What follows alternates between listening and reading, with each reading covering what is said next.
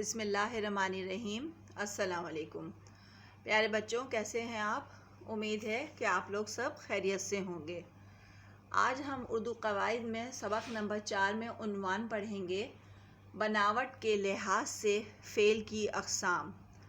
تو فعل، فاعل، مفعول تو آپ لوگ اپنے پچھلے اسباق میں پڑھ چکے ہیں اور پچھلی جماعتوں میں بھی۔ آج جو ہم پڑھیں گے وہ اس کی اقسام پڑھیں گے کہ اس کی کون کون سی اقسام ہوتی ہیں۔ بناوٹ کے لحاظ سے فعل کی مندرجہ ذیل اقسام ہیں۔ نمبر 1 فعل مضارع، نمبر 2 فعل امر، نمبر 3 فعل نہیں۔ نمبر 1 ہے فعل مضارع۔ یہ وہ فعل ہے جس میں حال اور مستقبل دونوں زمانے پائے جائیں۔ مثلاً وہ جائے، وہ دیکھے، لگائے، کرے وغیرہ۔ یعنی کہ یہ وہ فعل ہے جس میں حال اور مستقبل دونوں زمانے پائے جائیں، یعنی کہ ایسا جملہ ہو جس میں فعل بھی ہو، جس میں حال بھی ہو اور مستقبل بھی ہو، تو وہ فعل مضارع کہلاتا ہے۔ نمبر 2 پہ ہے فعل امر۔ یہ وہ فعل ہے جس میں کام کرنے کا حکم دیا گیا ہے، جیسے کہ دیکھ، چل، سن، لکھ، پڑھ، یعنی کہ ہم کسی کام کا حکم دے رہے ہیں، یہ فعل امر کہلاتا ہے۔ نمبر 3 پہ ہے فعل نہیں۔ یہ وہ فعل ہے جس میں کام کرنے سے منع کیا گیا ہو، جیسے نہ جا، مت کھیل، نہیں کر وغیرہ وغیرہ۔ اب یہ تینوں فعل مضارع، فعل امر، فعل نہیں کی مثال نیچے دیکھیے۔ تم کھیلے، تم کھیلے فعل مضارع، یعنی کہ اس میں مستقبل بھی، حال بھی آ رہا ہے اور مستقبل بھی آ رہا ہے۔ نمبر 2 وہ بازار نہیں گیا۔ یہ فعل نہیں کا جملہ ہے کہ نہیں گیا۔ یہ کتابیں خریدو، اس میں حکم دیا جا رہا ہے کام کرنے کا، کہ جیسے یہ کتابیں خریدو، یہ فعل امر ہو گیا۔ اس طرح کے جو بھی جملے آپ کے آئیں گے قواعد میں، تو آپ جو ہے وہ جملے دیکھتے ہی سمجھ جائیے گا کہ یہ فعل امر ہے جس میں حکم دیا گیا ہے، اور جس میں منع کیا گیا فعل نہیں ہے۔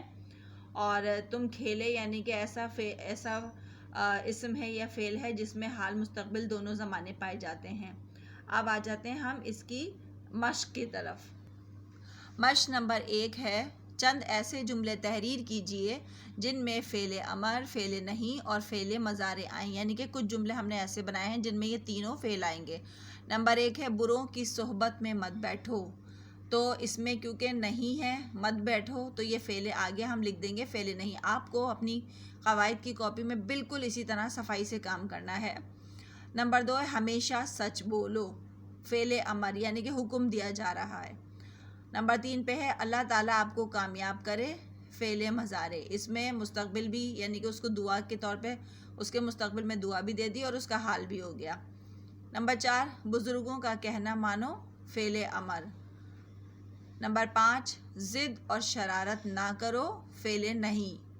نمبر 6 پہ فرمانبردار بچے والدین اور قوم کے سچے خادم بنیں گے، فعل مضارع، یعنی کہ مستقبل بھی آ گیا، حال بھی آ گیا۔ یہ آپ کی مشق نمبر 1 تھی۔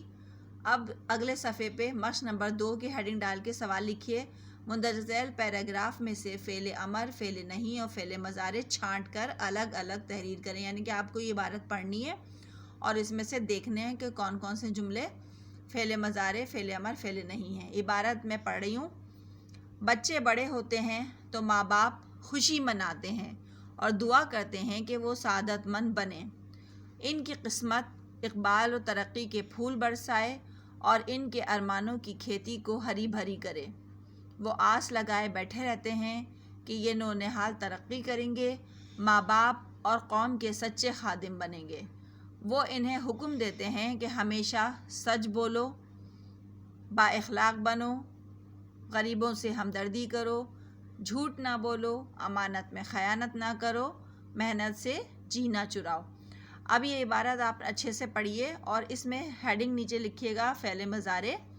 سب سے پہلے نمبر 1 پہ کیا ہوگا کہ بچے بڑے ہوتے ہیں تو ماں باپ خوشی مناتے ہیں اور دعا کرتے ہیں کہ وہ سعادت مند بنیں، ان کی قسمت اقبال ترقی کے پھول برسائے۔ نمبر 3 ان کے ارمانوں کی کھیتی ہری بھری رہے۔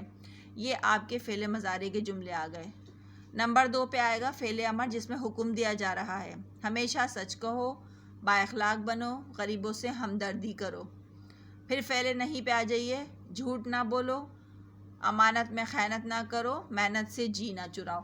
آپ کو بالکل اپنی کاپی میں اسی طرح صفائی سے سارا کام کرنا ہے. اب آ جائیے اپنے اگلے کام کی طرف. تشبیہات بمائے معنی، یہ آپ کو اپنی قواعد کی کاپی میں اگلے صفحے پہ ہیڈنگ ڈال کے پورا لکھنا ہے. اچھا، تشبیہات کیا ہوتی ہیں؟ ایک چیز کی کسی دوسری چیز کے ساتھ یا چند صفات کی شرکت ظاہر کرنے کو تشبیہ کہتے ہیں. یعنی کہ اگر ہم کسی چیز کو کسی دوسری چیز کے ساتھ مثال دیں تو اس کو تشبیہ کہتے ہیں. جیسے یہ حاکم عدل و انصاف میں نوشیروان جیسا ہے. یعنی کہ ہم حاکم کی مثال دے رہے ہیں کہ وہ عدل اور انصاف کرنے میں نوشیروان جیسا ہے، جو کہ ایک بہت عدل کرنے والا بادشاہ گزرا ہے. نمبر 2 پہ ہم کہہ سکتے ہیں قارون جیسا دولت مند. یعنی کہ قارون جیسا دولت مند یہ شخص ہے.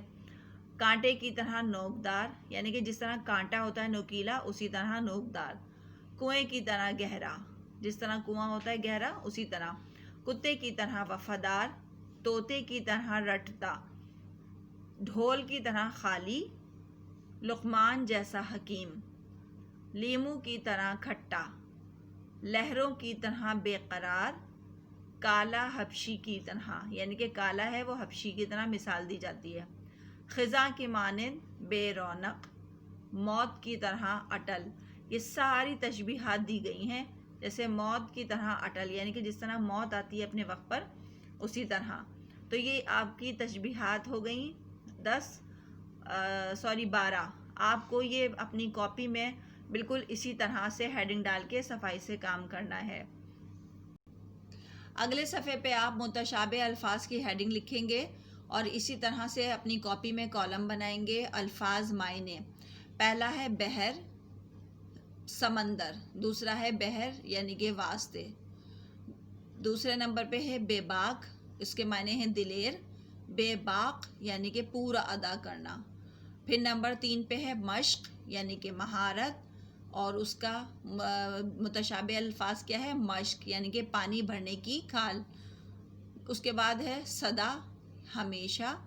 صدا آواز لگانا، یعنی کہ ایک صدا ہمیشہ والی اور ایک صدا آواز لگانے والی. پرواہ، دھیان، یعنی کہ آپ کو اس کی پرواہ ہے.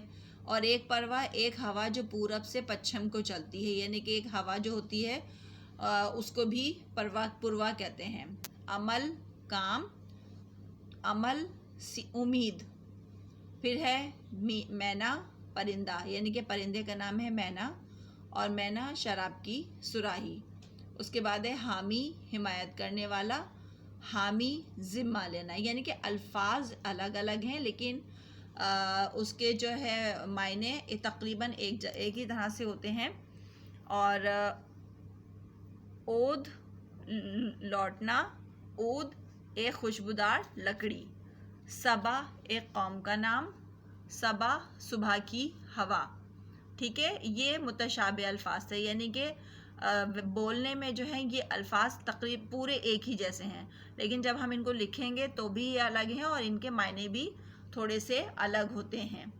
اس طرح ان الفاظ کو متشابہ الفاظ کہا جاتا ہے. آپ اپنی کاپی میں قواعد کی بالکل اسی طرح سے کام کریں گے. اب انشاءاللہ ہم اپنے اگلے سبق کے ساتھ پھر ملیں گے. اللہ حافظ.